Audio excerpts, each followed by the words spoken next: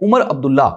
جو کہ مقبوضہ کشمیر کے وزیر اعلیٰ ہیں، انہوں نے پہلگام میں ایک میٹنگ کا انعقاد کیا۔ ناظرین، عمر عبداللہ بڑی دیر سے یہ کوشش کر رہے تھے کہ آزاد کشمیر یا مقبوضہ کشمیر یا سری نگر میں وہاں پہ کوئی آل پارٹیز کانفرنس ہو سکے، لیکن بی جے پی، کانگریس، بھارت کی جو پولیٹیکل ڈویژن ہے، انہوں نے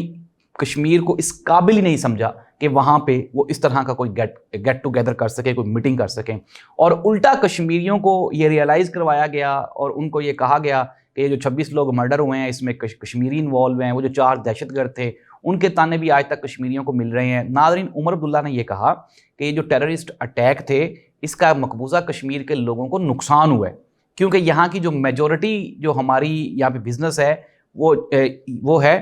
یہاں پہ جو ٹورزم ہوتا ہے وہ ہے، اور اگر اس طرح سے اگر ہم خود ہی اس کو پلان کریں گے یا اس میں مقبوضہ کشمیر کے لوگ انوالو ہوں گے تو مقبوضہ کشمیر کے خلاف یہ ایک پروپیگنڈا ہے، ایک سازش ہے۔